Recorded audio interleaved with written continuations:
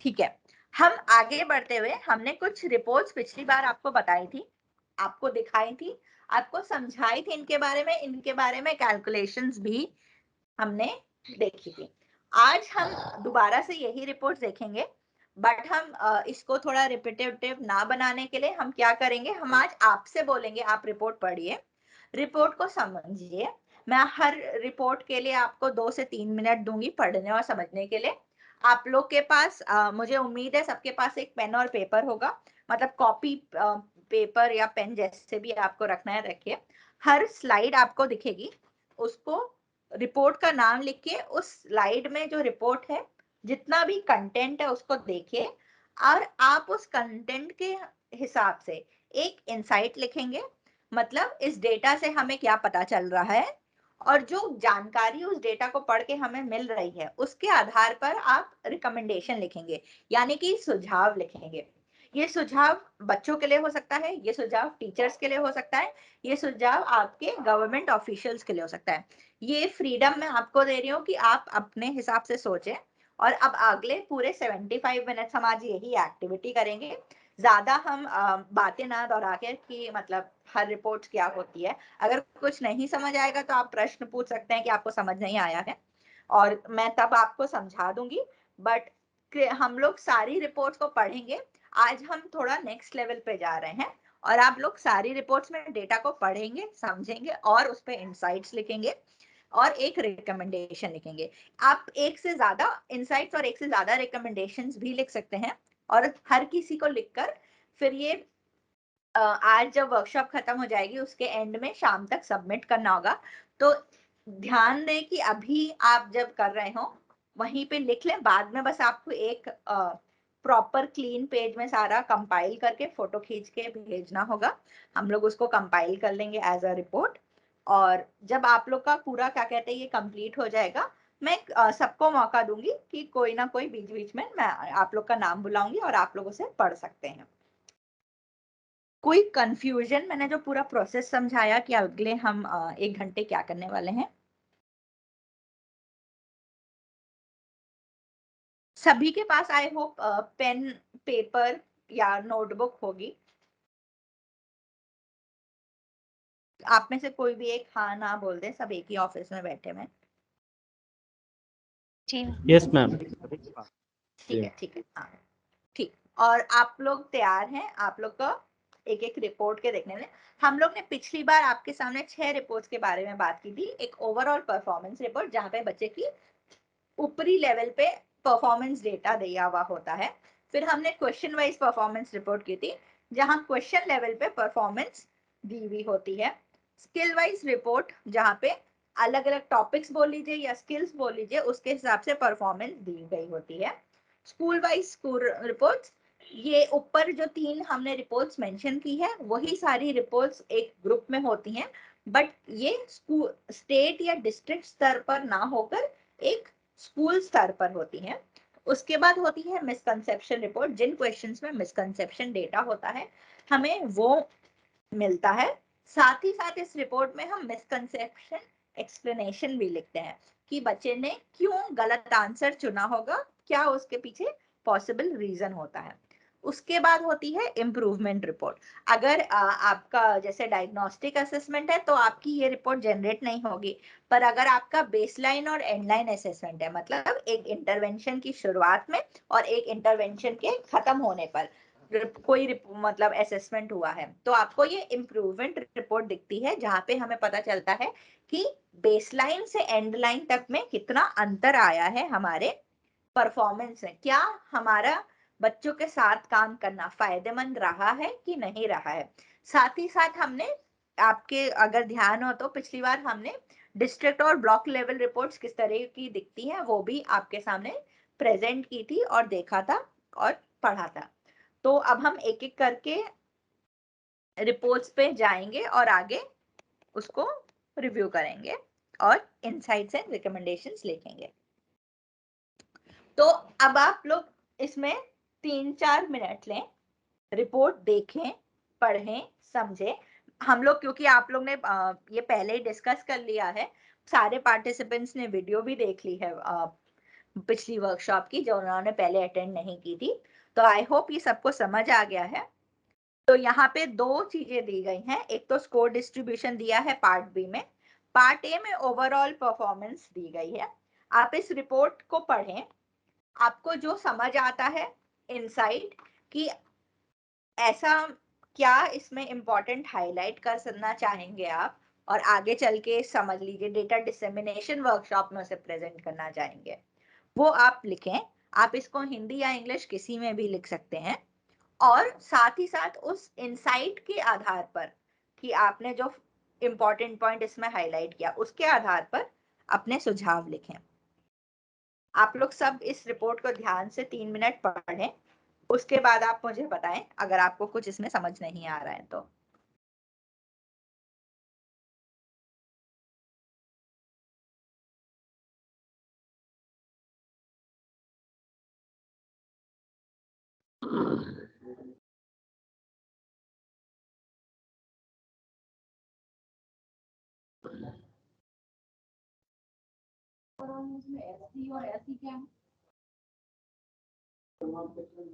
Ma'am ये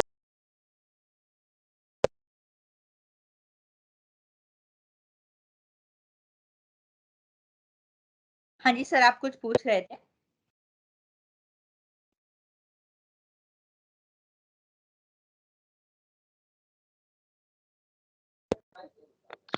SD और SE जो है, ये मैं जानना चाहूंगा। एसडी तो लग रहा है स्टैंडर्ड डेविएशन है, एसई शायद स्टैंडर्ड एरर है क्या मैम? जी सर, नीचे हाँ आप देखेंगे नोट पे भी मेंशन हो रखा है, एसडी यानी स्टैंडर्ड डिविएशन, एसई यानी standard error. Okay okay okay. आप लोग स्टैंडर्ड एरर को इग्नोर कर सकते हैं, यूजुअली हम इसे डेटा रिप्रेजेंटेशन में यूज नहीं करते हैं, बट क्योंकि ये डिफॉल्ट रिपोर्ट है तो ये जनरेट कर दिया जाता है। बट परफॉर्मेंस के रिव्यू करने के लिए और इनसाइट्स लिखने के लिए आप इसको इग्नोर कर सकते हैं। आप एवरेज परफॉर्मेंस और एसडी पे ध्यान दे सकते हैं।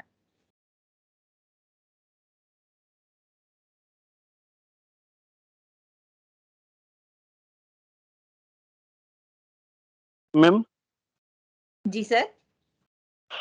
मैम ये रिपोर्ट जनरेट विशेष सॉफ्टवेयर से होती है या एक्सेल पे ही वर्क करके करते हैं? सर एक्सेल पे भी बन जाती है और उस पे भी जनरेट होती है, सॉफ्टवेयर पे भी। यानी हम यूजुअली क्या सॉफ्टवेयर का यूज करेंगे इसके लिए? जी सर, अभी तो आप लोग के ये सॉफ्टवेयर मुझे अब पता नहीं है कि एमपी गवर्नमेंट के पास है, ये प्रोवाइड नहीं हुआ है। बट ये नॉर्मल बहुत ही सिंपल सी कैलकुलेशन है जो स्कोरिंग के बाद होती है, तो ये एक्सेल पे बहुत इजीली जनरेट हो जाती है। मैम हम ये सीखना चाहेंगे कैसे एक्सेल पे कर सकते हैं हम जनरेट आगे जी किसी सर, ये वर्कशॉप। मैं रिक्वेस्ट अभी आगे की वर्कशॉप्स के लिए प्लान कर लूंगी। जी ओके मैम।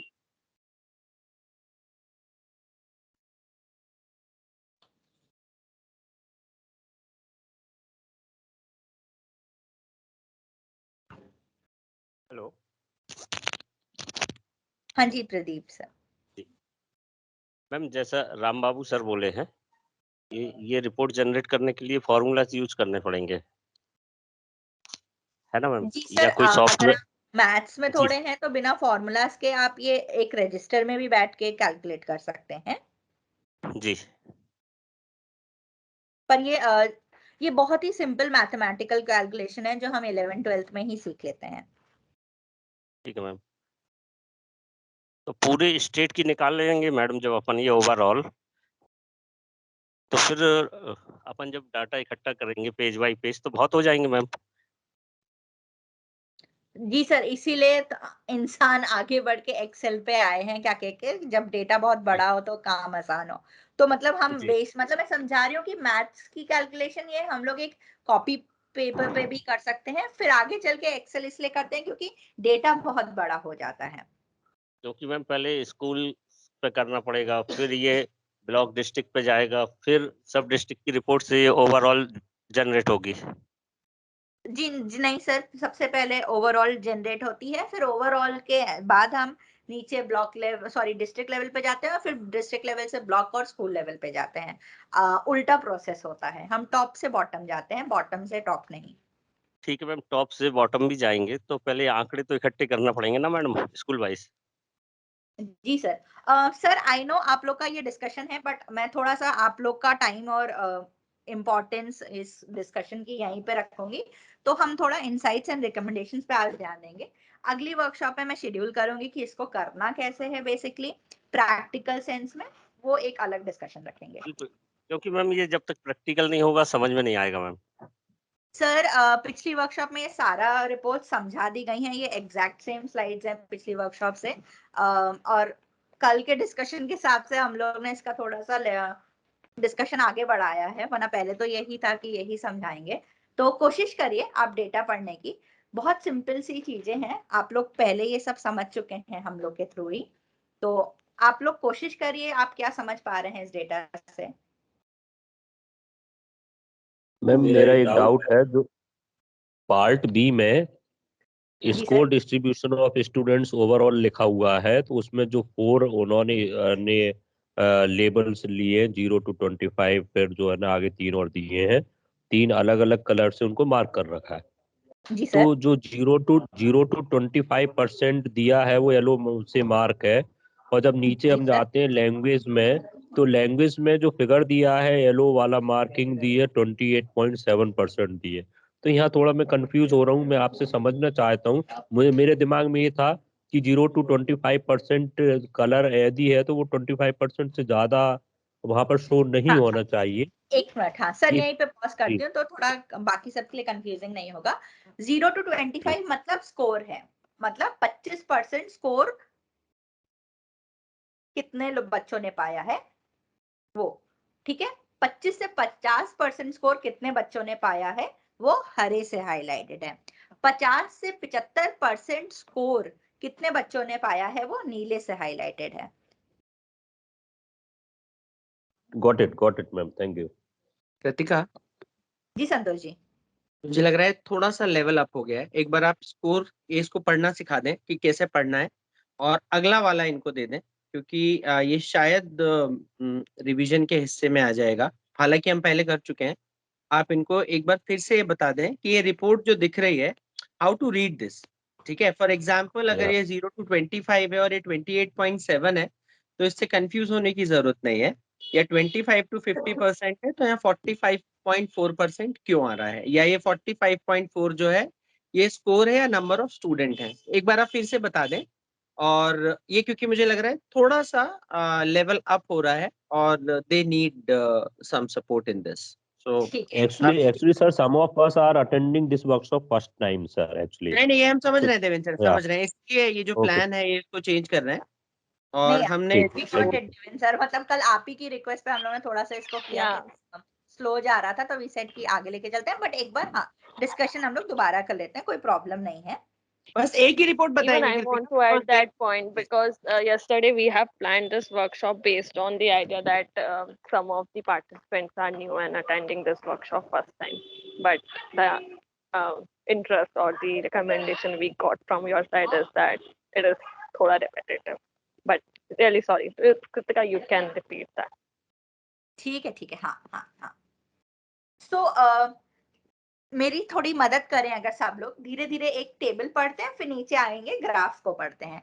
ऊपर वाले टेबल से हमें ये समझ आ रहा है कि 2 सब्जेक्ट्स हैं हमारे पास, लैंग्वेज मैथ्स, और 2 क्लास हैं, ग्रेड 3 और ग्रेड 5। ठीक है, इसमें हमें क्या पता चल रहा है, एन मतलब कितने बच्चों ने ये बेसिकली असेसमेंट लिया था।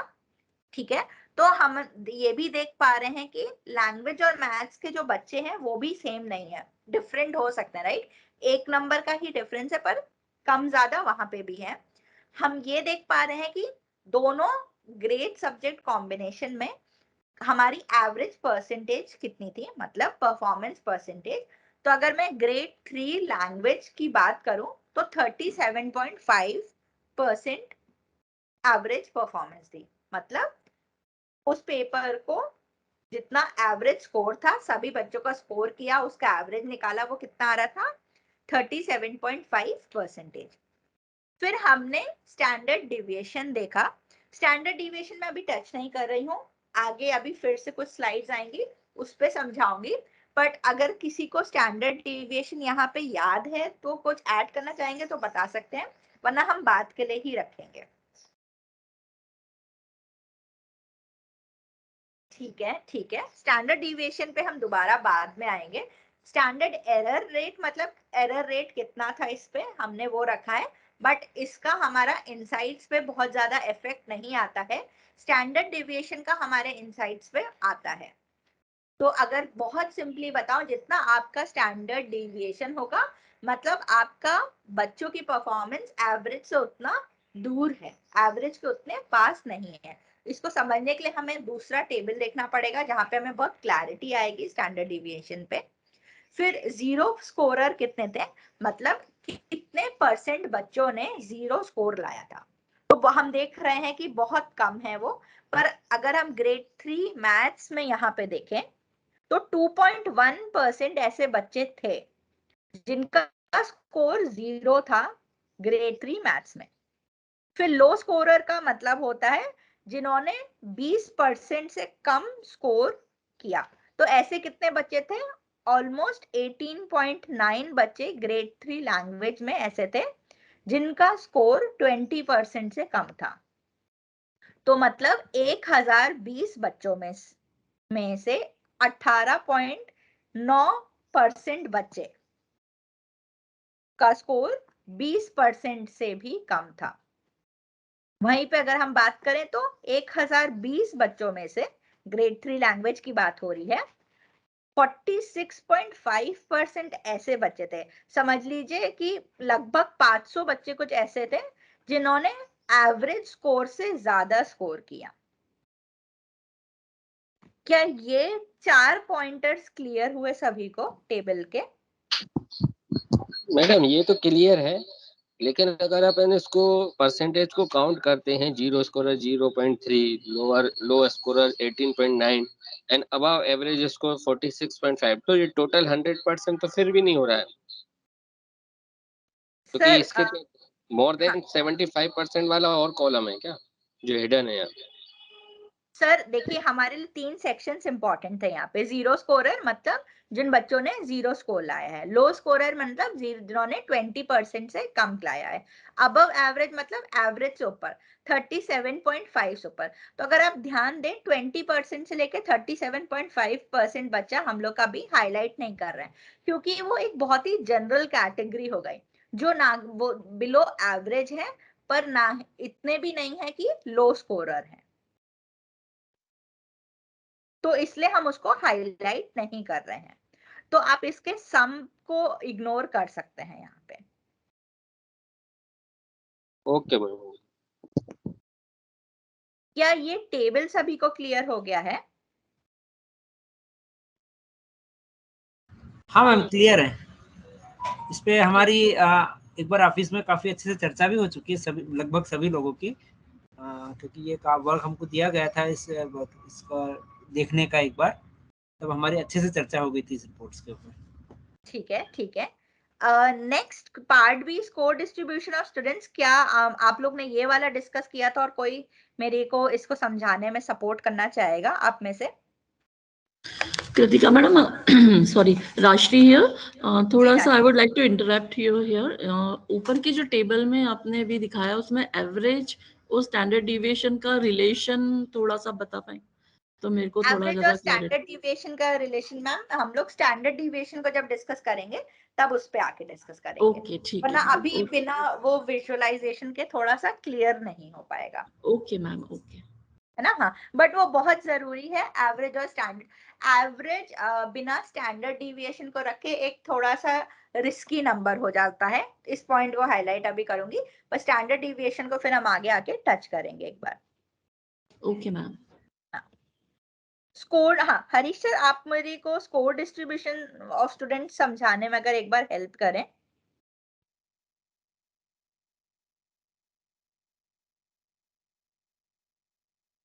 हरीश सर अगर आप बोल रहे हैं मैम मुझे कह रहे थे मैम। हाँ जी सर।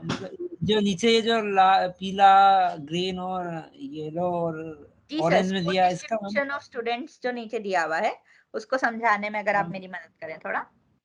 हाँ। जो इसमें 28.7% बच्चे जो 0 से 25% तक का स्कोर किया हुआ है। 40.5 मतलब 45 लगभग 45% बच्चे ने 25 से 50% तक का स्कोर किया है, ऐसा ही बताना चाह रहा शायद। और 21% बच्चों ने 50 to 75% स्कोर किया है, और 75 से अबाव मतलब 100% तक का ये जो ऑरेंज पार्ट है छोटा सा जिसमें परसेंटेज नहीं लिखा हुआ बचा हुआ, जो इतना इन्होंने किया मतलब। इससे हम देखते हैं तो ग्रीन पार्ट बहुत ज्यादा बड़ा दिख रहा है। इसका मतलब ग्रीन पार्ट देखें तो 25 से 50% तक का स्कोर इन लैंग्वेज, मैं लैंग्वेज पर्टिकुलर लैंग्वेज की बात कर रहा हूँ। जी सर। तो मैक्सिमम बच्चों ने 25 से लेकर 50% तक का स्कोर किया है। ये इसको प्रदर्शित कर रहा है। इवन इन मैथ्स के अंदर लगभग आधे बच्चों ने 25 से 50% तक के नंबर ही लेके आए हैं। ये जी इस टाइप जी का सर। मेरे ख्याल से ये बता रहा होगा। हाँ जी, तो इन अगर क्लास जैसे सर बता रहे हैं, हमने देखिए हमारा स्कोर किसी भी पेपर का 0 to 100% होता है। हमने 0 to 100% को 4 सेक्शंस में डिवाइड किया। किसमें? 0 to 25, 25 to 50, 50 to 75 और 75 to 100। किसी भी बच्चे का स्कोर इन चारों सेक्शंस में आएगा? कोई ऐसा बच्चा हो सकता है जिसका स्कोर इन चारों सेक्शन के बाहर हो? नहीं, ऐसा कोई नहीं हो सकता है ना। हर बच्चे का स्कोर 0 to 100 में आएगा, यानी कि इन चारों सेक्शंस में आएगा। तो हमने दिखाया है कि हर सेक्शन में कितने कितने बच्चे स्कोर कर रहे हैं। तो अगर हम 25 से 50 की बात करें, यानी कि ग्रीन हाईलाइटेड, तो क्लास 3 लैंग्वेज में देखें कि लगभग 45% बच्चे 25 से 50% स्कोर ला रहे हैं। वहीं पे हम देखें कि लगभग 21% बच्चे 50 से 75% स्कोर ला रहे हैं। अच्छा, कौन सा ज्यादा भरा होना हमारे लिए अच्छा होगा? येलो वाला भरा होए कि ऑरेंज वाला बढ़ता जाए? मतलब सबसे अच्छा तो ऑरेंज वाला ही होगा। अगर ऑरेंज है तो डेफिनेटली अब हाँ, हमारी कोशिश ये रहेगी कि जैसे जैसे हम पढ़ते जाएं, हम बच्चों के साथ काम करते जाएं, बच्चों का जो रिजल्ट है वो येलो की तरफ कम होता जाए और ब्लू और ऑरेंज की तरफ ज्यादा मूव करें। तो अभी क्या आपको कौन सा ज्यादा बड़ा दिख रहा है, येलो या ग्रीन वाला सेक्शन कि ब्लू और ऑरेंज वाला सेक्शन? ग्रीन, है ना। तो ग्रीन सबसे ज्यादा फिल है, उसमें भी मतलब 50% से नीचे स्कोर लाने वाले बच्चे बहुत ज्यादा हैं। अगर हम क्लास 3 लैंग्वेज की ही बात करें तो ये कम से कम हमारे 75% बच्चे हो जाते हैं। तो मतलब सोचिए, क्लास 3 लैंग्वेज में 75% बच्चे जिन्होंने ये असेसमेंट किया, उनका स्कोर 50% से नीचे था। क्या ये ग्राफ आप सभी को समझ आया?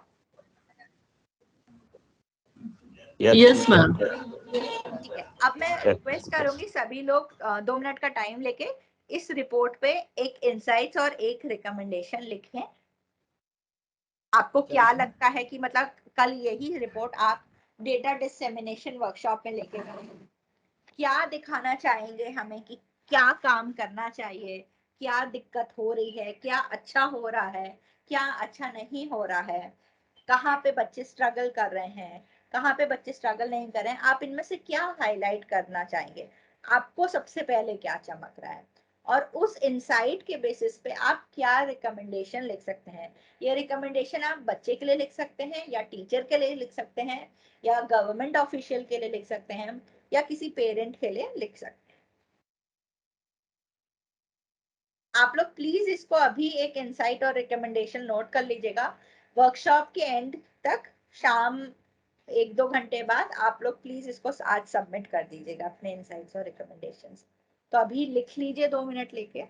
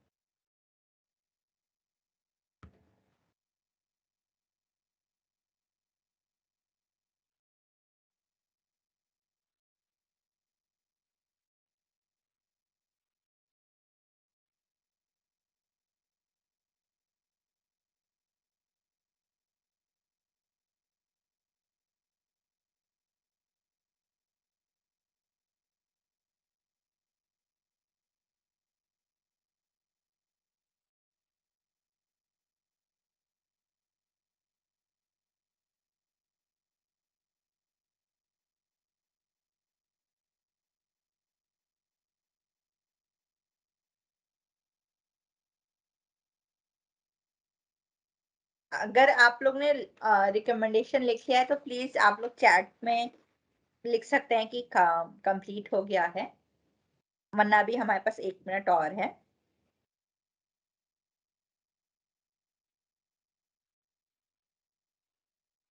मैम मैं कोई चीज ये पूछनी है। जी जी मैम पूछिए।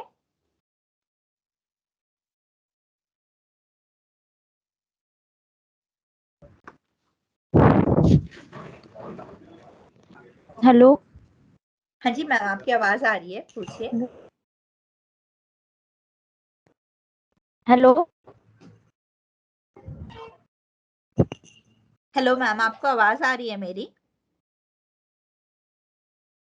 मैम अब आई। हाँ जी मैम। मैं ये बोल रही थी कि जब ये डेटा देखा तो ये व्यक्तिगत श्रेणी की सतत श्रेणी के अंतर्गत आएगा। जैसे हम 0 से 25, 25 से 50, 50 से 75 लेते हैं तो ये सतत श्रेणी के अंतर्गत आता है। तो जब हम इसका करेंगे मैडम तो 25, 50 और 75 ये तो 3 टेबल्स में जाएगा। तो हम जब करें या फिर आप जैसा बताएं तो 0 से 25 और 26 से 50, 51 से 75 या 76 से 100 ऐसा ले, या फिर ये जो बीच का डेटा जैसे जिस बच्चे को 25 मार्क्स आए तो वो 2 कलर्स में डिवाइड होगा ना? हाँ मैम जो आपका पॉइंट है तो बेसिकली रेंजेस है राइट, क्वार्टाइल्स बोलते हैं हाँ इन्हें, तो उस सेंस में। जी। पर हाँ जो आप बोल रही हैं तो वो ऐसे ही चलता है, 0 to 25 और 26 to 50 चलता है, 51 to 75, बट उसको प्रेजेंटेशन में ऐसे लिखा जाता है। बट या योर पॉइंट इज राइट कि वो 25 वाला 0 to 25 में आएगा।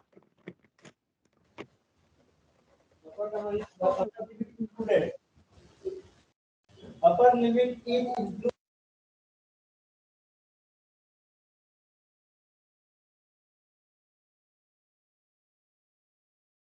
क्या सभी ने इनसाइट्स और रिकमेंडेशंस लिख लिए हैं? हम आगे बढ़ सकते हैं।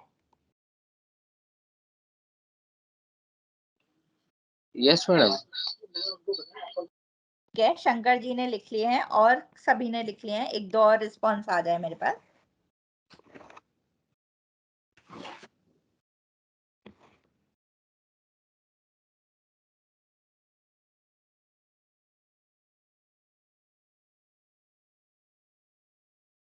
ठीक है 1 मिनट और ले लीजिए आप सभी। गाइड भी और रिकमेंडेशन भी इसको लास्ट में डिस्कस करना है कि अभी डिस्कस करना है? सर अभी लिख लेते हैं, फिर इसको एज एन असाइनमेंट आप लोग सबमिट कर दीजिएगा। Okay okay ma'am.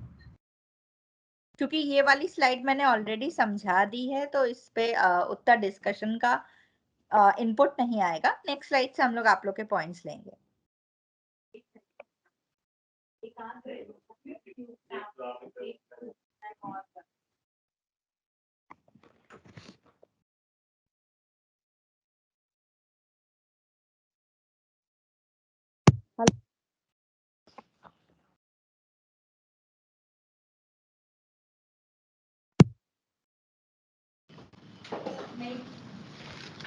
ठीक है आगे बढ़ते हैं। हमने ओवरऑल परफॉर्मेंस रिपोर्ट देख ली। हमने ये कृतिका टेबल ये देखा। हेलो। हाँ हेलो हाँ हाँ मीनाक्षी मैम का एक था, आप उनसे बात जी मीनाक्षी मैम। मैम मैं ये कहना चाह रही थी कि एक अगर किसी का डिस्कशन हो जाए कि क्या मतलब इनसाइट और रिकमेंडेशन है तो उसके आधार पर बाकी सबको भी थोड़ा सा विजन मिलेगा और स्पष्ट हम लोग अच्छी तरह से उसको लिख पाएंगे, क्योंकि अभी बहुत क्लियर नहीं हो रहा है कि इसमें विजन क्या होनी चाहिए या फिर मीनाक्षी मैम रिकमेंडेशन तो हम लोगों के माइंड में है लेकिन विजन बहुत ज्यादा स्पष्ट नहीं हो पा रहा है। जी मैम आप ही का इनसाइट सुन लेते हैं और उसको डिस्कस कर लेते हैं।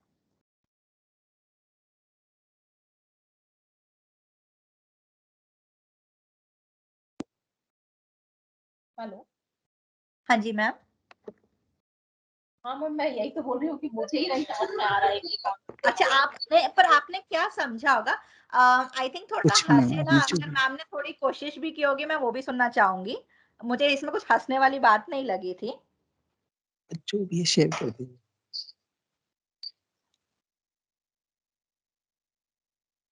मैम आपको कुछ तो समझ आया होगा डेटा से। हाँ डेटा से तो मैं बहुत कुछ समझ में आया, जैसे मैं हाँ अपने जी, भाषा की बात करूं तो मुझे हाँ लग रहा है कि भाषा में जैसे अगर कंपेयर में मैं करती हूँ, क्योंकि मैथ्स की अपेक्षा भाषा ही जो जैसे जो येलो पार्ट है, मतलब 0 से 25% अंक वाला, वो बच्चे उस रेंज में बहुत ज्यादा बच्चे आ रहे हैं। तो इसका मतलब ये मैंने निकाला कि भाषाई स्तर जो बच्चों का है वो बहुत कम है और इसे बढ़ाने की आवश्यकता है। ठीक है मैम, क्या ये इनसाइट आप दोनों क्लासेस के लिए देंगी कि एक किसी क्लास के लिए? मैम जैसे लेबल अगर बढ़ता है, नहीं मतलब आपका इनसाइट एकदम सही है, उसको मैं थोड़ा सा और आगे अब इसी को डेवलप करते हैं। मैं पूछ रही हूँ आपका इनसाइट एक क्लास के लिए है कि दोनों क्लासेस के लिए है? हम दोनों क्लासेस के लिए है। इवन मतलब ये आउट ऑफ द वो क्वेश्चन है, मतलब लेकिन आगे अगर हम अगली क्लासेस में भी देखें तो मुझे ऐसा लगता है कि आगे भी ये कक्षा 9 10 तक भी यही चल रहा है। हालांकि अब हमारे पास डेटा क्लास 3 क्लास 5 का है, इसलिए हाँ हम मैम, जो डेटा है हम उसी पे फोकस करेंगे, राइट? ये हाँ। डेटा आपको हर स्टेट पे भी बदलता हुआ दिखेगा, तो आप कुछ अजम्पशन लेके नहीं चलेंगे, आप हमेशा जो आपके सामने है सबसे पहले उसको लिखेंगे। तो मैम ने जो पॉइंट किया है it's a very valid point. सबसे पहले मैं यही उठाऊंगी कि दोनों ही क्लासेस में बच्चे क्या कहते हैं, लैंग्वेज में ज्यादा स्ट्रगल कर रहे हैं इन कंपैरिजन टू मैथ्स। मेरा सबसे पहला पॉइंट यही होगा कि मैथ्स के मुकाबले बच्चे लैंग्वेज में ज्यादा स्ट्रगल कर रहे हैं। मतलब या तो इनके क्या रीजंस होंगे वो हमें शायद क्वेश्चन लेवल से देख के पता चले।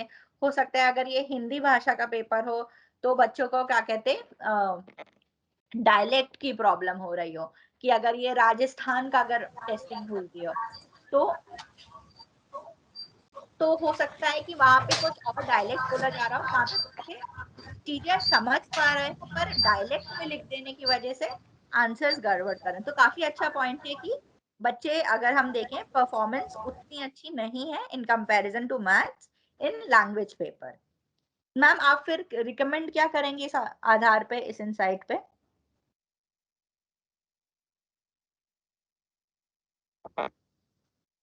हेलो, आवाज आ रही है मैम? जी मैम। मैम इस आधार पर रिकमेंडेशन तो यही होगी कि छात्रों को जो भाषाई स्तर है उसमें और गुणवत्तापूर्ण शिक्षा दी जाए और उन्हें प्रैक्टिस ज्यादा कराई जाए ताकि वो उस स्तर से बाहर निकलकर अगले स्तर में पहुंच सके। हाँ, तो रिकमेंडेशन सिर्फ इस रिपोर्ट के आधार पे, क्योंकि अभी हमें पता नहीं है दिक्कत भाषा में कहाँ से आ रही है, डायलेक्ट से आ रही है कि सही पढ़ा नहीं रहे हैं या उनका बेस ही गलत है। तो हम एक बहुत जनरल रिकमेंडेशन दे सकते हैं कि हमें भाषा एज अ सब्जेक्ट ध्यान बहुत छोटी क्लासेस में ही ग्रेड 1 और 2 से ही देखना चाहिए, क्योंकि हम देख सकते हैं कि भाषा की दिक्कत जो उन्हें ग्रेड 3 में थी वो वही दिक्कत ग्रेड 5 में जाके काफी बढ़ गई है। तो भाषा पे बच्चों को ध्यान और जो शिक्षा प्रदान की जा रही है वो स्टार्टिंग के ग्रेड से ही अच्छे से की जाए और फोकस बढ़ाया जाए। तो वो आपका रिकमेंडेशन निकल गया। मैम क्या आपका इनसाइट्स और रिकमेंडेशन दोनों हो गया, कि मतलब आपने कैसे लिखा?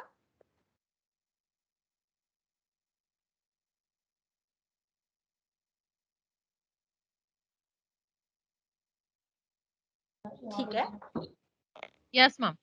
हाँ, ऐसे ही बेसिकली देखिए, डेटा को पढ़ना आना चाहिए, उसके बाद आप लोग के खुद एक टीचर से आप लोग खुद उस डेटा की समझ को अपनी जो एक्सपीरियंस है उसके साथ जोड़ के समझना होगा कि क्या इनसाइट्स लिखें और क्या रिकमेंडेशंस दिए जाएं। आगे बढ़ते हैं हम लोग इस पे थोड़ा। तो बेसिकली हमने एवरेज परफॉर्मेंस को कैलकुलेट करना भी पहले सीखा था कि किसी भी क्लास या सब्जेक्ट या हम लोग अगर बात करें, अगर एवरेज परफॉर्मेंस निकालनी है तो टोटल क्वेश्चंस के सही जितने उत्तर थे उनका टोटल काउंट लिखते हैं। तो समझ लीजिए अगर आपकी क्या कहते हैं 20 क्वेश्चंस टेस्ट हुए थे तो वो आएंगे यहाँ पे 20 डिनोमिनेटर में, न्यूमरेटर में आएंगे टोटल आंसर्स जितने सही मिले बेसिकली 10। ये एक पेपर एक बच्चे की बात करें हम तो 10 डिवाइडेड बाई 20 इंटू 100 करके आप परसेंटेज निकालेंगे। क्या परसेंटेज निकल गई, कोई मुझे बता देगा?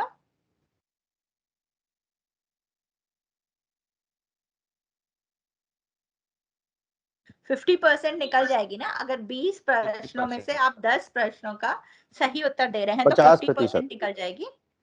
हाँ, और अगर madam please repeat one time again. हाँ, अगर आप 20 प्रश्नों में से 10 प्रश्नों का सही उत्तर दे रहे हैं तो आप 50% आपकी परफॉर्मेंस हो गई। Yes ma'am. Shankar sir clear हुआ? Yes ma'am, yes. हाँ, तो अगर यही हमें सारे बच्चों का बेसिकली करना है तो हम सारे बच्चों के सही उत्तर, तो अगर समझ लीजिए 10 हम कह रहे हैं सही उत्तर मिले थे तो उसको 50 से मल्टीप्लाई कर देंगे। अगर 50 बच्चे हैं तो टोटल यहाँ पे बेसिकली काउंट आ जाता है। अभी हमने एक बच्चे का 10 डिवाइडेड बाय 20 निकाला था, वैसे ही हम टोटल सम लिखते हैं जितने हमें करेक्ट आंसर्स मिले, फिर हम यहाँ पे टोटल सम लिखते हैं जितने हमें एक्सपेक्टेड आंसर्स थे, मतलब number of questions in the paper multiplied by number of students who attempted the paper, तो हमें एवरेज परफॉर्मेंस परसेंटेज निकलती है।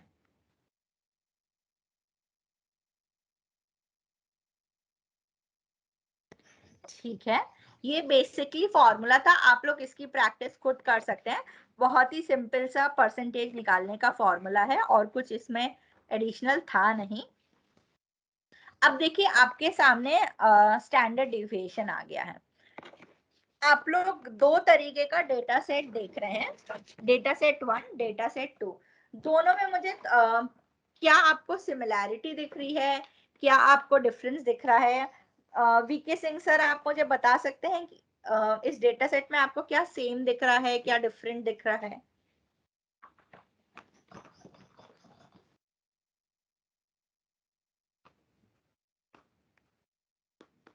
वीके सिंह सर, अगर आप कुछ बोल रहे हैं, आप म्यूट पे हैं।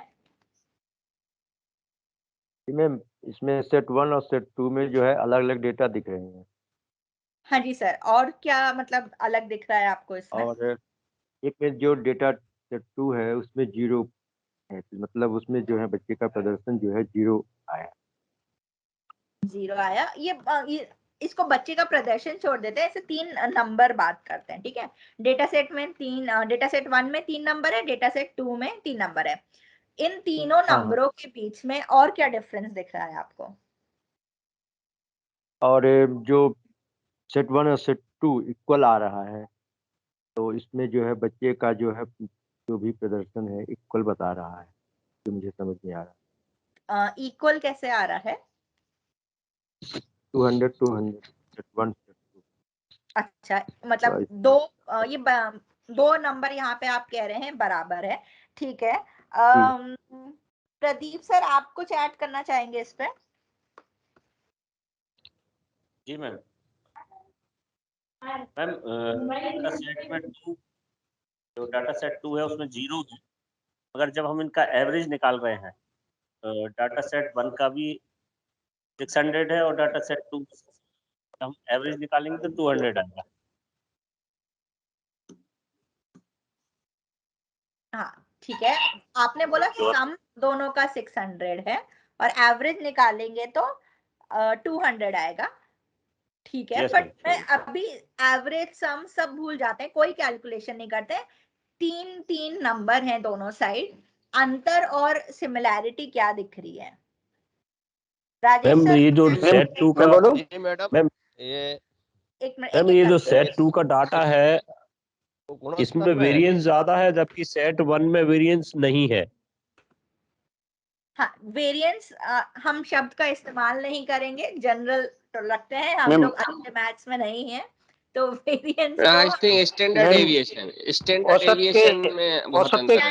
डाटा भी नहीं है, सिंपलीफाई कर दीजिए। 3 नंबर है, कक्षा 3 के बच्चे को ये औसत के समझाना पास तो है डाटा सेट 1 में, डाटा सेट 1 में आसपास हैं सारे, और डाटा सेट 2 में 0 से लेके 400 तक ही गए हैं। तुम्हें बहुत करीब है बड़ा डाटा मैं कुछ सेट ऐड 1। करना चाहती हूँ। जी मैम। मैम जो सिंपलीफाई आपने करने के लिए कहा है, तो मुझे ये समझ में आ रहा है कि डेटा सेट 1 में सिर्फ एक अंक का अंतर है, 199, 200 और 201, और यहाँ पर 200 का डिफरेंस है। ये मुझे क्लियर समझ में आया। ठीक ठीक, बस इतना ही बताना था। हम लोग जानते हैं हम लोग की ये स्टैंडर्ड डिविएशन का आगे डिस्कशन निकलेगा, वेरिएंस के शब्द आएंगे, एवरेज सम, पर अगर कक्षा 3 के बच्चे को मुझे समझाना है, मैं बोलूंगी देखो 3 संख्याएं दी गई है, पहले वाले सेट में तीनों संख्याओं के बीच का अंतर 1-1 है और दूसरे वाले सेट में तीनों संख्याओं का अंतर 200-200 है। यही मेजर डिफरेंस है। दोनों सेट में दो संख्या जो है 200 वो कॉमन है। ये इतना सिंपल सा इसका पॉइंट है। पर जैसे कि सर ने बोला कि दोनों डेटा सेट का एवरेज क्या है 200, 200 प्लस 400 यानी कि 600, 600 डिवाइडेड बाई 3 क्या होता है 200, एवरेज निकल गया। बट 200 प्लस 199 प्लस 201 टोटल होता है 600 डिवाइडेड बाई 3 200। पर क्या मैं अब देखिए मैंने ये कहा अभी तक हम इन संख्याओं की बात कर रहे थे। मैं कह रही हूँ डेटा सेट 1 का एवरेज कितना है 200, मैं कह रही हूँ डेटा सेट 2 का एवरेज कितना है 200। पर मैं क्या ये कह सकती हूँ कि डेटा सेट 1 और 2 सिमिलर है, कुछ समानताएं रख रहे हैं? मैंने बोल दी हम लोग की एवरेज परफॉर्मेंस 200 है, तो क्या है मेरा स्टेटमेंट ये कहना कि डेटा सेट 1 और 2 सेम नो मैम, ही रहेगा कि नहीं? एवरेज 200 है तो दोनों में 200, पर स्टैंडर्ड डेविएशन के कारण 0 बैलेंस नहीं है, सेकंड डाटा बैलेंस नहीं है। तो क्या सेकंड डेटा गलत है? हाँ, बैलेंस नहीं है, गलत नहीं है, बैलेंस नहीं है। नहीं तो मतलब बैलेंस शब्द का ना इस्तेमाल करते हुए आप जो पॉइंट कहना चाह रहे हैं वो ठीक है। देखिए हम ये स्टेटमेंट कभी नहीं एवरेज के आधार पे कह सकते हैं कि डेटा सेट 1 और डेटा सेट 2 को कंपेयर करो। मैंने देखिए ये बच्चे की परफॉर्मेंस हो सकती थी, ये क्लास 1 हो सकती है, ये क्लास 2 हो सकती है। एक सेक्शन में कोई टीचर पढ़ा रहा है, दूसरे सेक्शन में कोई दूसरे टीचर पढ़ा रहा है, दोनों की एवरेज परफॉर्मेंस निकाली, हमारे पास आई 200। हमने कह दिया कि अरे दोनों बच्चों की परफॉर्मेंस सिमिलर है, दोनों क्लास के कंडीशन सेम है। ऐसा नहीं है। क्यों? क्योंकि दोनों का स्टैंडर्ड डिविएशन बहुत फर्क है। एक का स्टैंडर्ड डिविएशन 1 है, दूसरे का स्टैंडर्ड डिविएशन 200 है। यानी कि डेटा सेट 1 के जितने नंबर्स हैं या जितने बच्चे हैं वो एक जैसा आसपास परफॉर्म कर रहे हैं, पर जो डेटा सेट 2 के परफॉर्मेंस है, बच्चे हैं या नंबर है, वो बहुत ज्यादा स्प्रेड आउट है। एक बच्चा है जो सोचिए 0 ला रहा है, एक बच्चा है जो 400 ला रहा है, तो इस हिसाब से हमारा डेटा सेम नहीं है। क्या ये समझ आता है कि स्टैंडर्ड डिविएशन एवरेज परफॉर्मेंस के साथ देखना क्यों जरूरी हो गया है हमारे लिए? जी बिल्कुल मैम, क्योंकि हम आंकड़ों के बारे में जो एक आंकड़ों से जो एक हम जो रिपोर्ट्स निकालते हैं, रिजल्ट्स निकालते हैं, तो उसमें हमें डिवीजन से ये पता चल जाता है कि मतलब एक हमें आंकड़ों के बारे में एक आइडिया लग जाता है कि किस टाइप से हैं। ये हमें औसत के साथ साथ स्टैंडर्ड डिवीजन भी मिलता है कि अच्छा डिवीजन का हमें, दैट मीन्स ये आंकड़े बिल्कुल पास पास है, मतलब हम जो भी उससे रिजल्ट्स निकालेंगे वो सटीक निकालेंगे। लेकिन यदि डिवीजन बहुत ज़्यादा है तो वो जो भी हमने औसत निकाला है, एवरेज निकाला है, वो हमारे आंकड़ों को बहुत सही तरीके से रिप्रेजेंट नहीं कर रहा है। तो ये एक इसलिए डेविएशन बड़ा इंपॉर्टेंट होता है। हाँ, अगर हमारा स्टैंडर्ड डिविएशन बहुत बड़ा है तो मतलब हमारे जो आंकड़े हैं, वो जो नंबर्स है वो बहुत फैले हुए हैं, राइट? तो मतलब देखिए अगर हमारा स्टैंडर्ड डिविएशन छोटा है, वो छोटा नंबर है, तो हमारे नंबर्स कुछ इन ब्लू बॉल्स की तरह पास पास होंगे, राइट? और एवरेज के आसपास होंगे। पर अगर आपका स्टैंडर्ड डिविएशन बहुत बड़ा है, बहुत ज्यादा है, तो जो ये नंबर्स हैं वो बहुत स्प्रेड आउट होंगे और एवरेज के आगे और पीछे बहुत ज्यादा फैले हुए होंगे।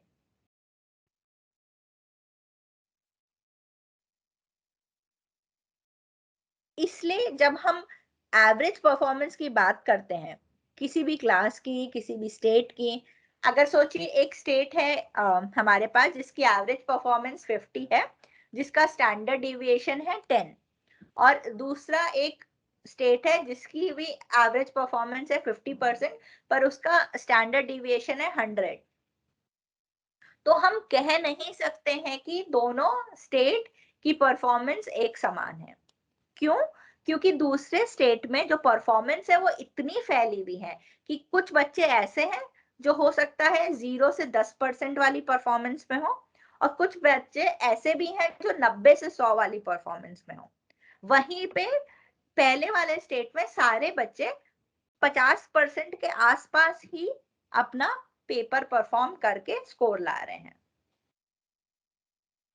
इसलिए कभी भी हम एवरेज परफॉर्मेंस को स्टैंडर्ड डिविएशन के बिना अगर कंपेयर कर रहे हैं तो जरूरी नहीं हो कि वो एक्यूरेट कंपैरिजन हो, इसीलिए हम स्टैंडर्ड डिविएशन पे बहुत ध्यान देते हैं। क्या सभी को स्टैंडर्ड डिविएशन क्लियर हुआ अभी? Yes ma'am. Yes ma'am. Yes ma'am. ठीक है, ठीक है। तो देखिए आपका जो एवरेज परफॉर्मेंस होती है वो कहीं इस ऑरेंज वाले में, बीच वाले में एवरेज आती है, और ज्यादातर आपके परफॉर्मर्स इसमें होते हैं। और जैसे ही आप 0 की तरफ जाएंगे आपके जो बच्चों की परफॉर्मेंस होती है वो कम होती जाती है, और हाई होती है मतलब 100% का स्कोर, तो वो दोबारा से यहाँ पे कम हो जाती है। तो ज्यादातर आपके कोई भी क्लास टेस्ट हुई हो हमेशा परफॉर्मेंस इधर लाई करती है, और 0% स्कोरर्स जो होते हैं वो काफी कम होते हैं। तो जैसे आपका समझ लीजिए एवरेज परफॉर्मेंस यहाँ पे 50 है, तो 50 से यहाँ पे आई 25 पे, तो जैसे जैसे परफॉर्मेंस स्कोर कम होता जा रहा है वहां पे मौजूद बच्चे भी कम होते जाएंगे। ये नॉर्मल ट्रेंड होता है किसी भी एवरेज डेटा सेट का, पर अगर यही बहुत ज्यादा स्प्रेड हो तो फिर ये ऐसा बेल कर्व की तरह नहीं दिखेगा।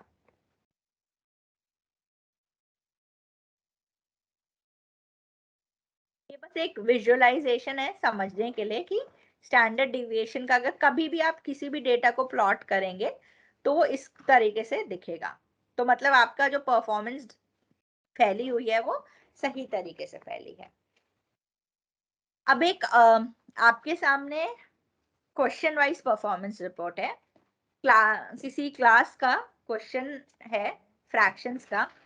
हमने स्किल दे रखी है आपको, हमने क्वेश्चन दे रखा है, हमने बॉयज और गर्ल्स की परफॉर्मेंस डिस्ट्रीब्यूशन दे रखा है कि हर ऑप्शन पे क्या क्या परफॉर्मेंस थी, और कितने बच्चों ने इनवैलिड आंसर दिया यानी कि 86 कोड, और कितने बच्चों ने नॉट अटेम्प्टेड किया मतलब अटेम्प्ट ही नहीं किया ये क्वेश्चन 88।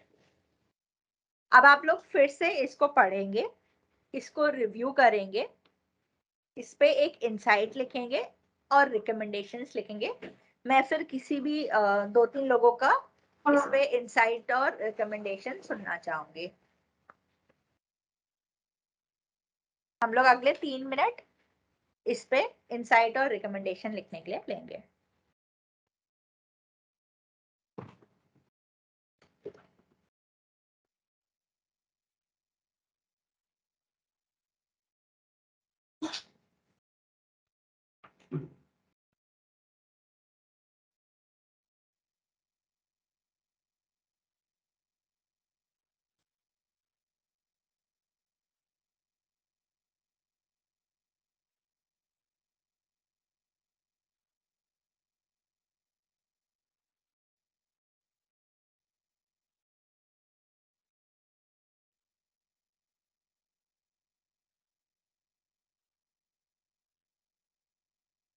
अगर आप लोग मैथ्स के टीचर नहीं है तो भी इस क्वेश्चन से ना घबराएं, बहुत बेसिक ये ग्रेड 5 का क्वेश्चन है, आप लोग समझ सकते हैं। अगर क्वेश्चन भी नहीं समझ सकते तो भी आप डेटा तो जरूर पढ़ के समझ सकते हैं कि बच्चे क्या कर रहे हैं, क्या गलती कर रहे हैं, क्या गलती नहीं कर रहे हैं, वो आपको बहुत क्लियर हो जाएगा। आपको क्वेश्चन का करेक्ट आंसर भी यहाँ पे मार्क्ड दिख रहा होगा, मैं बताऊंगी नहीं, मैं चाहूंगी क्योंकि बहुत मतलब इजली यहाँ पे हम लोग ने रिप्रेजेंट कर रखा है कि करेक्ट आंसर कौन सा है। तो आप पढ़ें, समझें और फिर इस तरीके से इसको इंसाइट और रिकमेंडेशंस लिखें जैसे आप एक डेटा डिसेमिनेशन वर्कशॉप में किसी को समझाना चाहेंगे।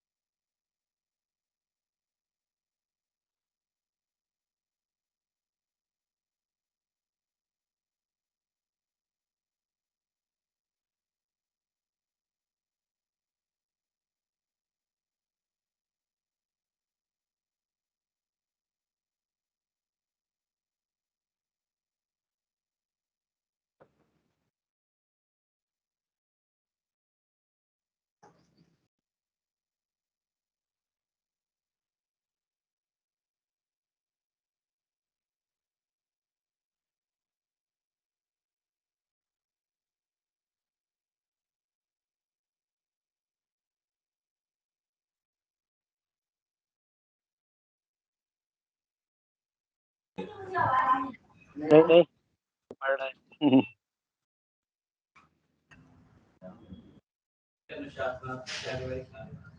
ये सही है ना?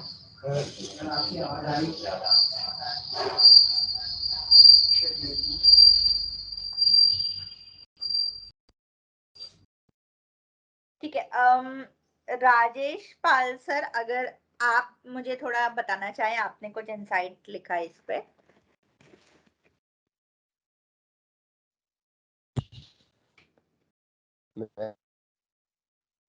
इसमें बॉयज और गर्ल्स का कंपेरेटिव टू बॉयज और मैक्सिमम और 50% से लो बच्चे, यानी 46.3 और गर्ल्स 41.3% जो बच्चों ने रॉन्ग आंसर किया। यानी उनको जो भिन्नों का जो जोड़ है वो जोड़ अभी के उनका कॉन्सेप्ट क्लियर नहीं है कि भिन्न अगर डिनोमिनेटर सेम है तो भिन्नों का ऐड कैसे किया जाता है, इनका कॉन्सेप्ट उनको नहीं मालूम है। तो ये परसेंटेज जो है गलत आंसर का भी बहुत ज्यादा है। जी सर, और आप क्या कहते हैं, क्या रिकमेंडेशन देंगे? यही है कि भिन्नों को किस प्रकार, अगर डोमिनेटर और सेम है तो किस प्रकार से हम उनको ऐड करते हैं। ये बेसिक कॉन्सेप्ट जो छोटी क्लासों में होना चाहिए वो उनके क्लियर नहीं है। ओके ओके, ठीक है। एडिशन का जो भिन्नों का एडिशन का जो कॉन्सेप्ट है वो छोटे स्तर पे कक्षा 3 या 4 कौन सी क्लास का है मैम, क्लास इसमें आइडेंटिफाई नहीं है।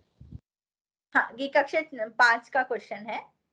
हाँ 5 का है, तो ये कक्षा 5 में जो है 4th या 5th में भिन्नों का एडिशन आ जाता है कक्षा 3 से या 4 से। तो बेसिक कॉन्सेप्ट जो है बच्चों के वो बिल्कुल क्लियर नहीं है। जो एक आसान सा सवाल है, बिल्कुल इजी सवाल है जिसको बच्चे फट से फट मतलब विद इन सेकेंड के अंदर भी कर सकते हैं। इसको कैलकुलेशन करने की भी जरूरत नहीं उन्हें ज़्यादा, वो 5th का बच्चा बहुत आसान तरीके से कर सकता है। तो उनको वो कॉन्सेप्ट बिल्कुल ही यहाँ क्लियर नहीं हो रहा। लगभग 46% बॉयज़ और गर्ल्स तो और 52 गर्ल्स और 45 बॉयज कर रहे हैं। बाकी अटेम्प्ट करने वाले भी, यहाँ हम अटेम्प्ट नहीं करने वाले में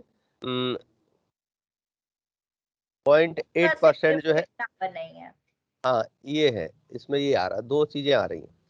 ठीक है सर, अच्छा, नहीं काफी आपने सही इंसाइट और रिकमेंडेशन उठाए हैं। राजश्री मैम, आप कुछ ऐड करना चाहेंगे इस पे इंसाइट? मैम मुझे जो सर ने कहा वही मेरा भी सोचना है कि इसमें जैसे ओवरऑल बॉयज ने 45.9% बॉयज ने जो है करेक्ट आंसर दिया है बी, और ओवरऑल गर्ल्स ने भी मतलब 52.1%, मतलब गर्ल्स ने ज्यादा सही आंसर दिए हैं बॉयज के कंपैरिजन में। और एक चीज मुझे यहाँ पे समझ में नहीं आ रही मैम, वो है invalid answer. What does we mean by invalid answer here? जहां बच्चे का हमें क्लियर नहीं था कि बच्चे ने ओके राइट, ठीक है। और गर्ल्स में सभी गर्ल्स ने इसको अटेम्प्ट किया इस क्वेश्चन को, जबकि 0.8% बॉयज ने इसको अटेम्प्ट नहीं किया है। जी जी हाँ, ठीक है।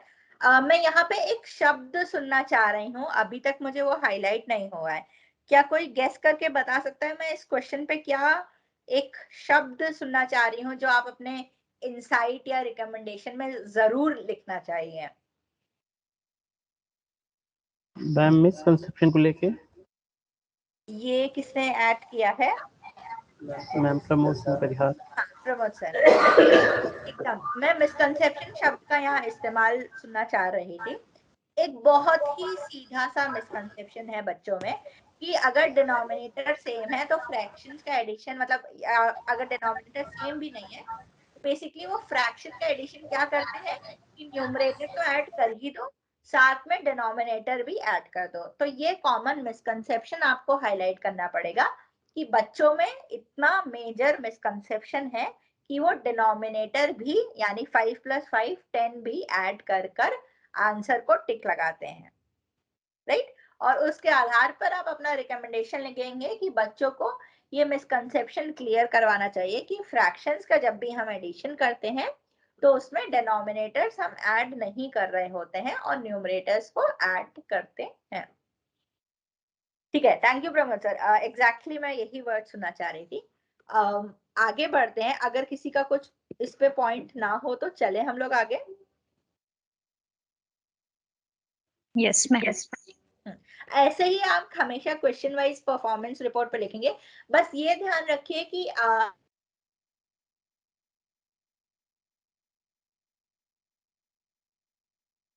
सारे 50 आप एक वर्कशॉप में एक डिस्कशन पे हाईलाइट करें। आपको चुनने पड़ेंगे वो क्वेश्चन जो आप बेसिकली वर्कशॉप में दिखाना चाहते हैं, समझाना चाहते हैं, उन्हीं को आप हाईलाइट करेंगे, उन्हीं पे आप डिस्कशन करेंगे। ये बड़ा अच्छा क्वेश्चन था, आप लोग ने तुरंत पकड़ा। मैंने खुद ये क्वेश्चन इसलिए रखा क्योंकि इसके थ्रू मैं आपको मिसकंसेप्शन वर्ड का रिमाइंडर भी डाल सकती थी, राइट? तो वो डिस्कशन में आ गया। ऐसे ही आप अपनी वर्कशॉप में भी उन क्वेश्चंस को सेलेक्ट करेंगे जहां से बढ़िया डिस्कशन आए, आप जिन अपने पार्टिसिपेंट्स हैं उनको सोचने पे मजबूर करें कि क्यों क्वेश्चन वाइज परफॉर्मेंस देखना जरूरी है, क्यों हम सिर्फ पेपर की एवरेज परफॉर्मेंस से अपना काम नहीं खत्म कर सकते हैं।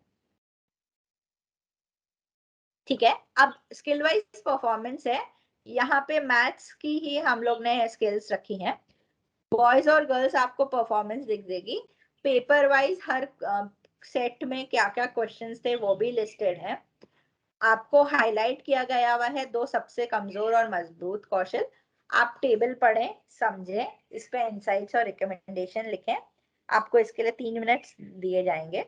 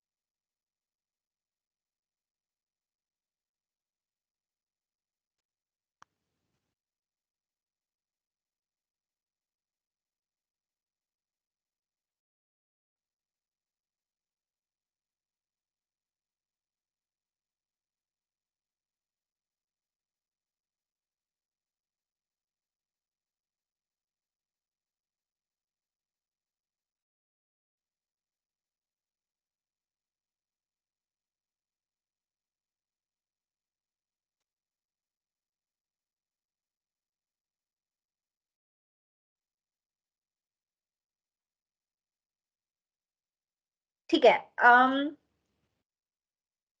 खुशबू मैम, आप इस पे इनसाइट बताना चाहेंगी?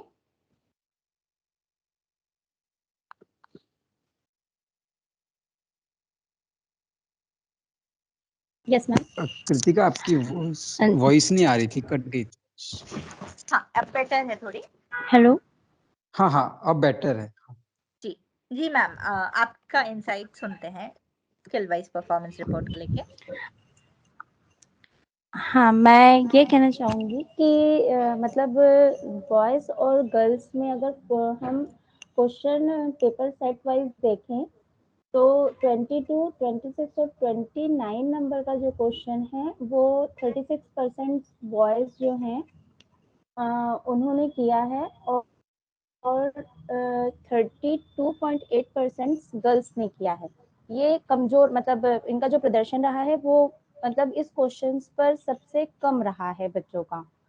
और अगर हम देखें 3, 9, 13, 15, 80 और 24 नंबर का जो क्वेश्चन पेपर सेट और क्वेश्चन वाइज लिस्ट है उसमें मतलब बॉयज और गर्ल्स दोनों का परफॉर्मेंस अच्छा रहा है। और जी इसी तरीके से आगे, मतलब मैं अभी इतना समझ पाई हूँ। आप कुछ रिकमेंडेशन ऐड करना चाहेंगे इस पर? जो मतलब कहना चाहिए सेकंड स्किल्स है हमारी basic shapes and the geometry, यानी इस पे बच्चों की पकड़ ज़्यादा अच्छी है, मतलब बॉयज़ और गर्ल्स की। और अगर हम फर्स्ट स्किल्स देखें तो उसके लिए हमको मतलब बच्चों को और अच्छी अवधारणाओं को समझाने के लिए प्रयास करने पड़ेंगे। जी जी, ठीक है, थैंक यू मैम। किसी और से भी सुनते हैं। राम बाबू सर, आप कुछ ऐड करना चाहेंगे? जी मैम, पहले तो ये देखना चाहूंगा मैम, यहाँ मजबूत जो कौशल आपने इसमें प्रदर्शित किए हैं उसमें भी एवरेज के आसपास ही हैं, तो इसे हम मजबूत कैसे कह सकते हैं?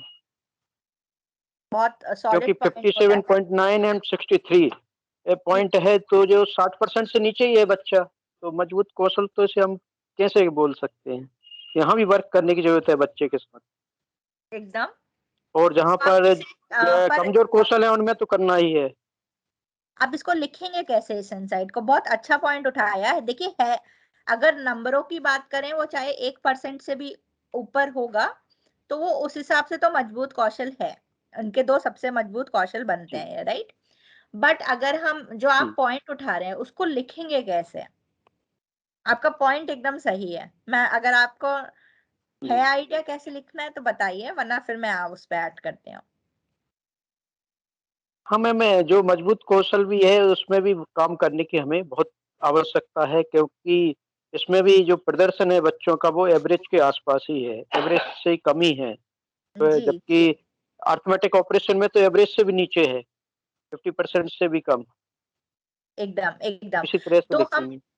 जो राम बाबू सर ने पॉइंट उठाया, बहुत ही बढ़िया तरीके से उन्होंने टेबल को पढ़ा है, बहुत अच्छा पॉइंट उठाया है कि हालांकि जो हमने बेसिक शेप्स एंड ज्योमेट्री और 4 अरिथमेटिक ऑपरेशंस को एज 2 स्ट्रॉन्गेस्ट स्किल्स हाईलाइट किया है, पर इनकी परफॉर्मेंस भी बाकी कौशलों के मुकाबले बेहतर है। पर इनमें भी बहुत ज्यादा स्कोप है कि इम्प्रूवमेंट लाया जा सके और परफॉर्मेंस को सुधारा जा सके। तो बहुत ही बढ़िया पॉइंट ऐड किया है, उनका इंसाइट और रिकमेंडेशन उसी पॉइंट से निकल के आ रहा है। तो हाँ, ये तो बहुत ही अच्छा पॉइंट पकड़ के लाए हैं। सुमन मैम, आप कुछ ऐड करना चाहेंगी? जी मैम, जो सर ने कहा मुझे तो वही समझ में आया। जी, आपका कुछ अपना इंसाइट निकला था इस टेबल से?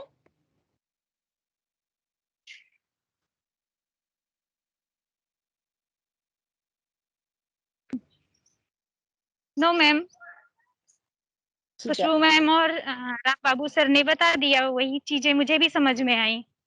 ठीक है, ठीक है, ओके। और किसी को कुछ लग रहा है इसमें से सॉलिड इंसाइट निकल के आ रहा है?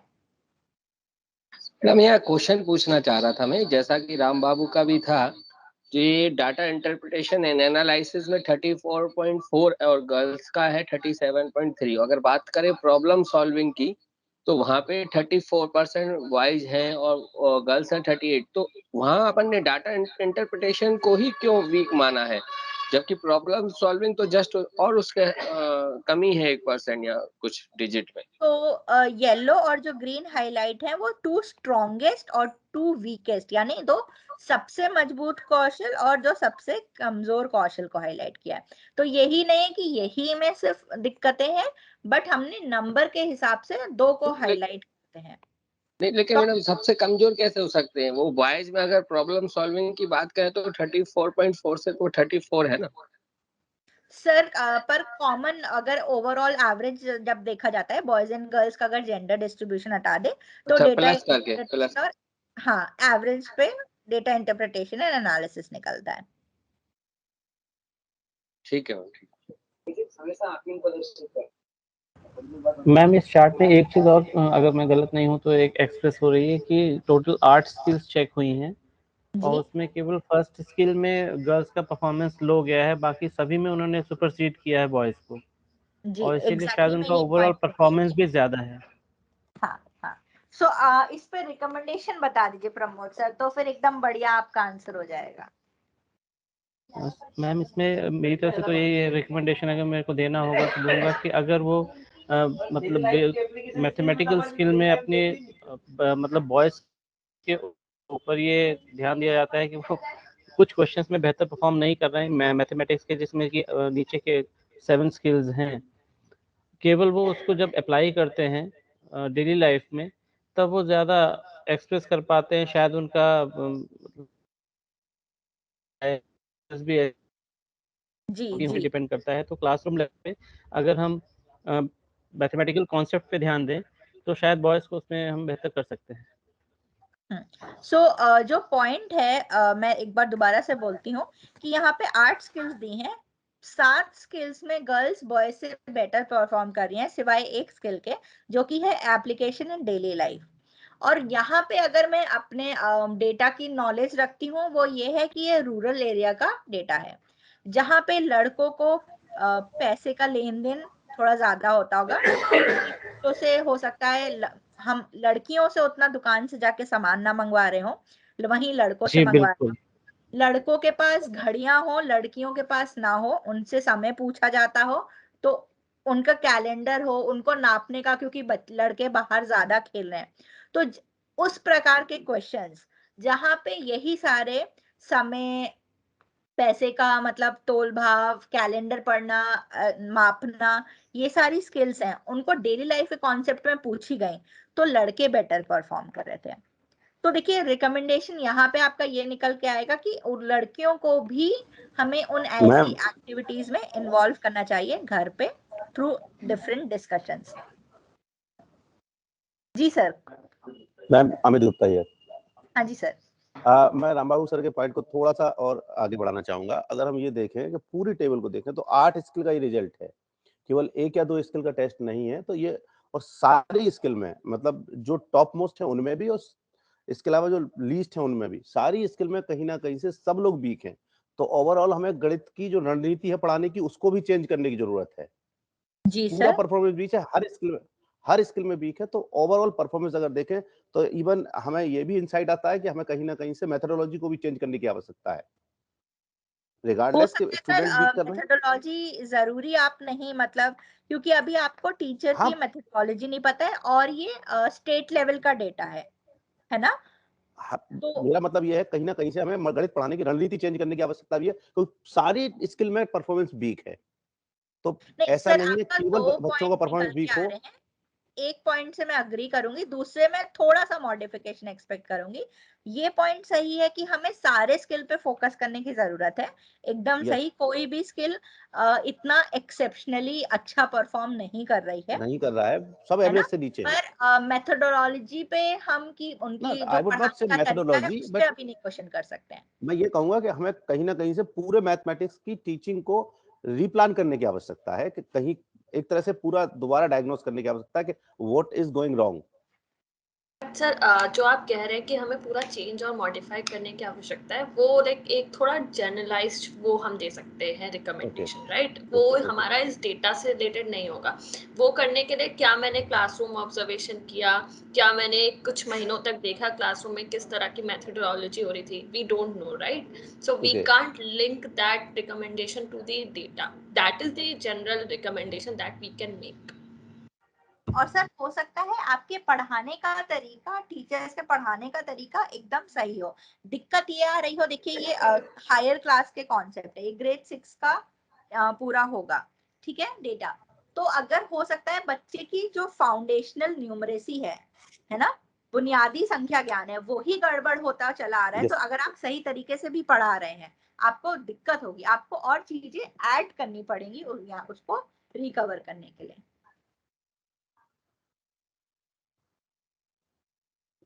ठीक है, यहाँ पे हम लोग आगे बढ़ते हैं। तो ये इसी तरीके से स्किल वाइज परफॉर्मेंस है, ये फॉर्मूला आप सभी को दे रखा है, आप लोग ने पहले भी पढ़ रखा है। हाँ, तो स्कूल वाइज स्कोर रिपोर्ट्स मैं एक बार अभी आप लोग को दिखा दे रही हूँ, इस पे इनसाइट्स नहीं लिखेंगे क्योंकि थोड़ा सा ये है, बट यहाँ पे बेसिकली हम क्या कर रहे हैं कि एक स्कूल का कंपैरिजन पूरे स्टेट के सारे स्कूलों से कंपेयर कर रहे हैं। तो अगर ब्लू वाला देखा जाए वो एक स्कूल का डेटा है, और वहीं पे 51.5 जो रेड वाला है वो पूरे स्टेट का डेटा है।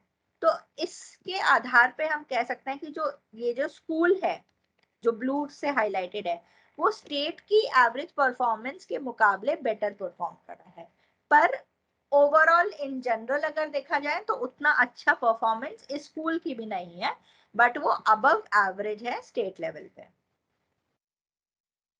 तो ऐसे ही हम बेसिकली यहाँ पे डेटा देते हैं, सारा आपको सेम चीज हम स्कूल रिपोर्ट में रिप्रेजेंट करके दे देते हैं। Overall performance, skill wise performance और क्वेश्चन वाइज परफॉर्मेंस, तीनों डेटा हमने अभी खुद अलग अलग लेवल पे रिव्यू किए। बस हम इसी डेटा को ब्रेक कर देते हैं स्कूल लेवल पे, ताकि स्कूल वाइज रिपोर्ट्स भी स्कूल्स तक पहुंच जाए।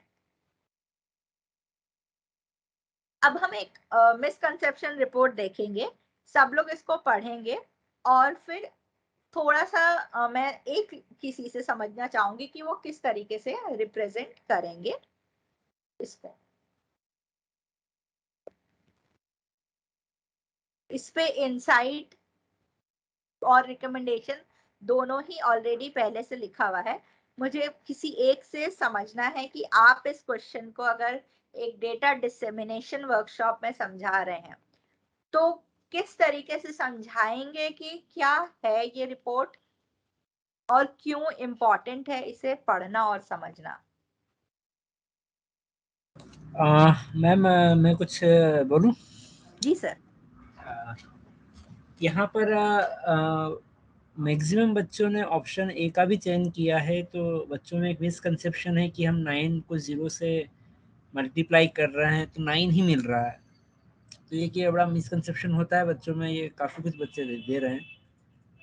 तो मल्टीप्लिकेशन के जो वो बातें हैं वो उन्हें बताना आवश्यक है, इसमें ऐसा क्लियर हो रहा है यहाँ पर।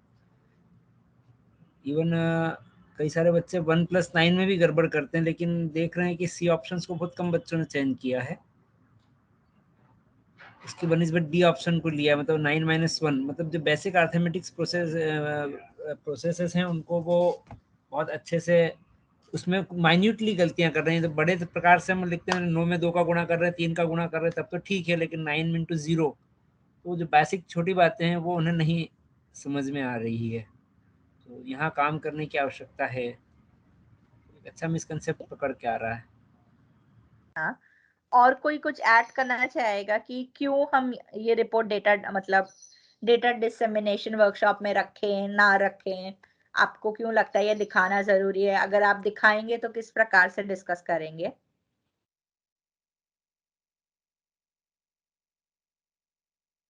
मैम बच्चे साइन को लेकर भी मिसकंसेप्शन है, वो प्लस और मल्टीप्लिकेशन का जो साइन है उसमें अंतर नहीं कर पा रहे हैं। उनको 9+ मल्टीप्लिकेशन वाला प्लस शायद समझ रहे हैं, तो 9+0 कर रहे हैं, 9 आ रहा है उनका। Right ma'am, right. और कोई कुछ ऐड करना मैम चाहे? मैं ये जानना चाहता हूँ कि ये जो क्वेश्चन है किस लेवल के किस बच्चों के लिए रखा गया है? ये ग्रेड जी 5 का क्वेश्चन क्लास है। ग्रेड 5 के लिए जी। ये डेटा ग्रेड 5 का है। इसको हम लोअर ग्रेड्स में भी टेस्ट कर सकते हैं, पर ये डेटा ग्रेड 5 से आया हुआ है।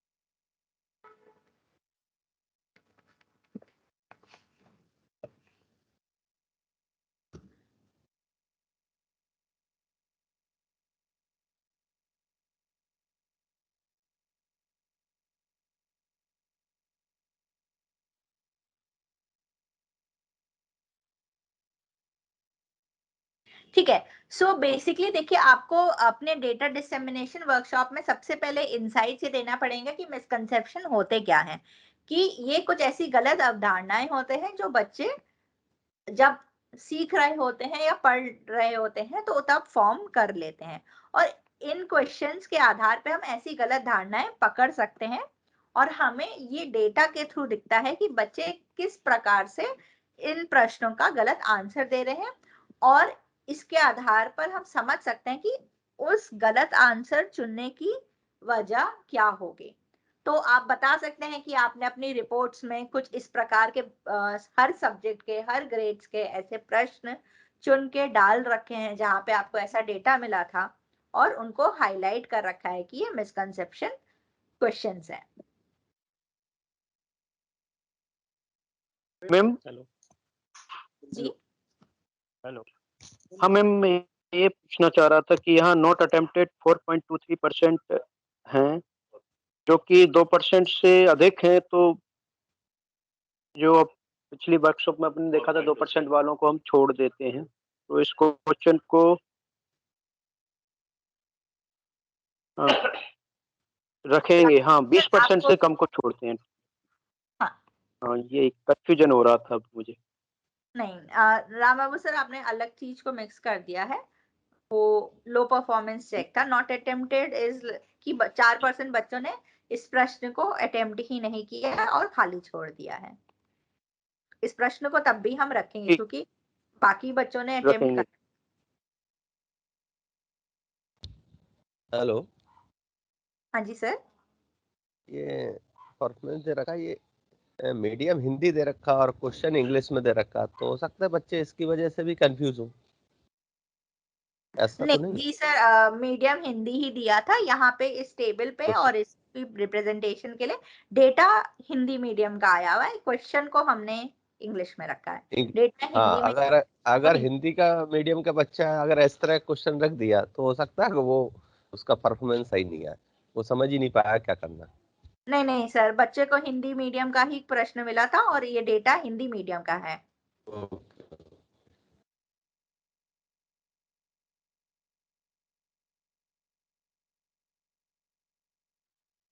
ठीक है, आगे बढ़ते हुए, क्योंकि आप लोग ने मिसकंसेप्शंस के बारे में बहुत पहले भी डिटेल में पढ़ा हुआ है, अब मैं आप लोग के सामने एक ब्लॉक रिपोर्ट रखी हुई है।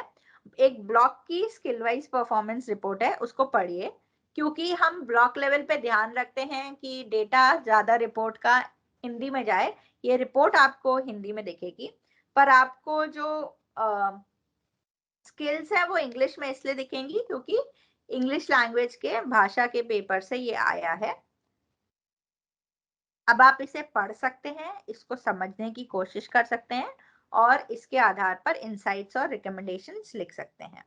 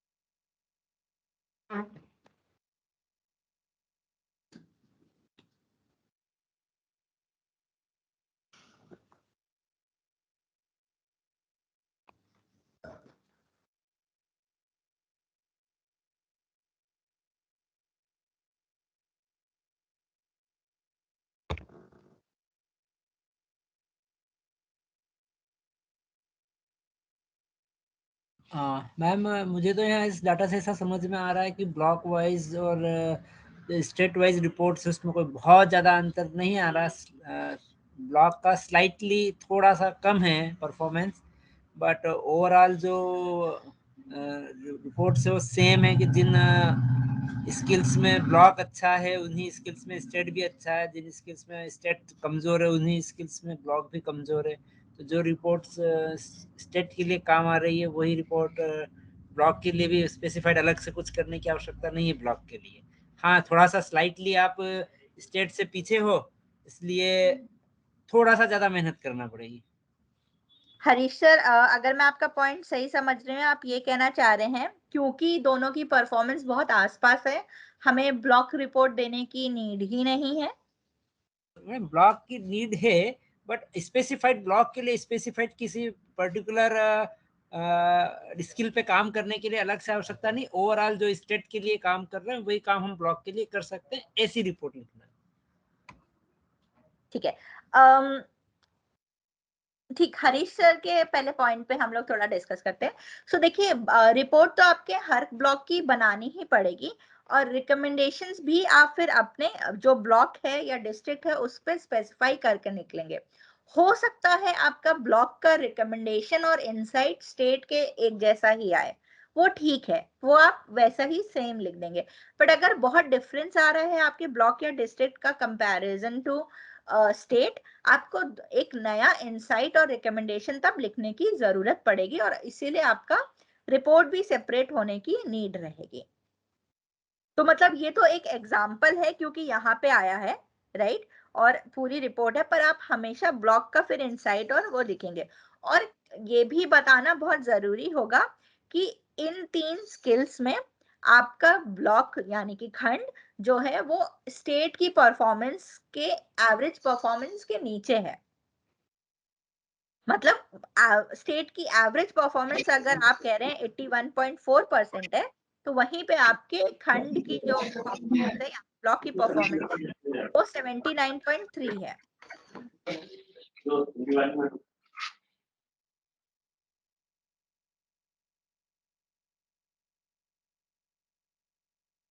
हाँ, कोई और इस पे कुछ पॉइंट ऐड करना चाहेंगे? हाँ मैडम, जैसा कि हरीश सर ने बताया था कि स्टेट की जो परफॉर्मेंस है और ब्लॉक की परफॉर्मेंस है वो लगभग सेम है, वो तो देख ही रही है, और हो सकता है कि अलग अलग ब्लॉक पे अलग अलग वेरी भी करे। लेकिन मेरा जो यहाँ पे एक पॉइंट दिख रहा है, अगर प्रश्न क्रमांक की बात करें तो 5 स्किल दी हुई हैं, और फर्स्ट जो स्किल है identify word for every day object animals etc etcetera, में वहाँ केवल 3 क्वेश्चन पूछे गए। और जबकि स्किल नंबर 5 जो है identify explicit and detail and ideas from the posters tables, यहाँ पे अपन ने 12 क्वेश्चन पूछे। तो जैसे जैसे क्वेश्चन नंबर बढ़ेंगे तो डेफिनेटली उसकी प्रोबेबिलिटी भी तो, जब तो इसी कारण तो नहीं कि वहां पे परसेंटेज डाउन हुआ है वहां पे। हाँ sir, to answer your question, performance का उससे इफेक्ट नहीं करेगा। मैथमेटिकली बोलूं तो नंबर में डिफरेंस आएगा, बट उसका एवरेज परफॉर्मेंस पे हमें रिलेशन नहीं पड़ना चाहिए। क्यों? हमने 3 question identifies word for everyday objects में क्यों रखा? ये बहुत ही लोअर ग्रेड बेसिक स्किल है जो आप कक्षा 2 या 3 में कवर कर लेते हैं पूरा, और ये कक्षा 8 का स्किल टेबल है। वहीं पे कक्षा 8 पे मैं चाहूंगी बच्चा रीडिंग कॉम्प्रिहेंशन पे ज्यादा ध्यान दे और ज्यादा प्रश्न पूछूंगी।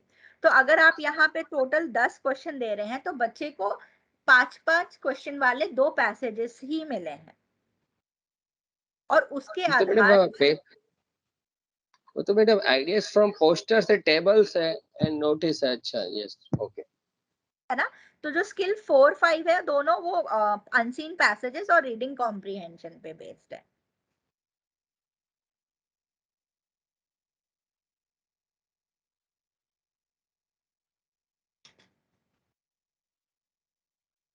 जी, अगर किसी का कोई इस वाले पे और इंसाइट या रिकमेंडेशन नहीं ऐड करना चाहेंगे तो हम लोग आगे बढ़ सकते हैं।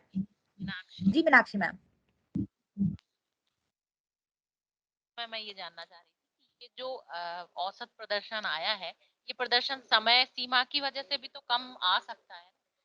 ऊपर के जो प्रश्न है वो छोटे होंगे और ये जो जो रीडिंग कम्प्रहेंशन, इनको पढ़ने में समय लगता है, फिर बच्चा उसको के अर्थ को ग्रहण करता है और तब कहीं जाके उसके आंसर दे पाता है।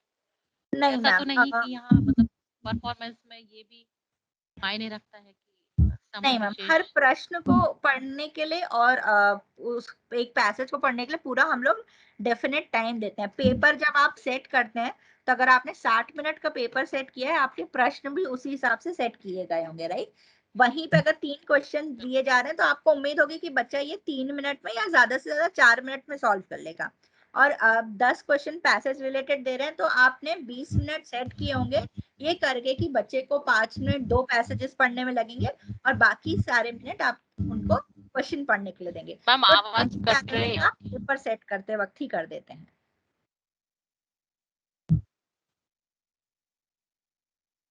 प्लीज एक बार रिपीट कर दीजिए, आवाज कट रही थी। मैम मैं ये कह रही थी कि टाइम बैलेंसिंग आप पहले ही सेट कर देते हैं। तो अगर स्किल 1 पे देखें, आपने 3 क्वेश्चन दिए तो आपने पेपर सेट करते वक्त ही बच्चे के लिए 3 से 4 मिनट इस क्वेश्चंस के लिए रखे होंगे। वहीं पे पैसेज बेस्ड क्वेश्चन के लिए आपने काउंट किया होगा कि एक पैसेज पढ़ने में बच्चे को कितना टाइम लगा और उसके बाद उसके प्रश्न को आंसर करने के लिए किया। तो आपने 10 अगर प्रश्न अनसीन पैसेजेस के लिए दिए हैं तो आपने कुछ 15 से 16 मिनट या उससे ज्यादा ही निर्धारित करके रखा होगा एक पेपर के लिए। तो टाइम तो बच्चे के पास कैसा था, अब बच्चे ने अपना टाइम मैनेजमेंट कैसे किया तो वो बच्चे के उस पे एबिलिटी है और उसकी स्किल्स पे है, राइट। और अगर हम लोग जब बात कर रहे हैं तो ये ब्लॉक के समझ लीजिए कुछ 10,000 बच्चों का डेटा है।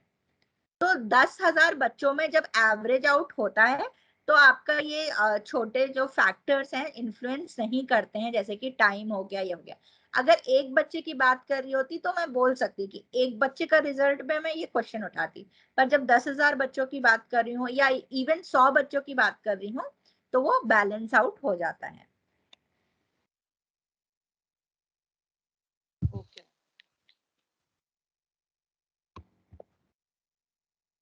ठीक है, हम लोग आगे बढ़ते हैं। फिर हम लोग आपको पिछली बार एक एग्जांपल दिखाया था कि किस तरीके से हम रिकमेंडेशंस लिखते हैं और पूरा उसको समझाते हैं कि इनसाइट लिखी, रिकमेंडेशन लिखी, कैसे की।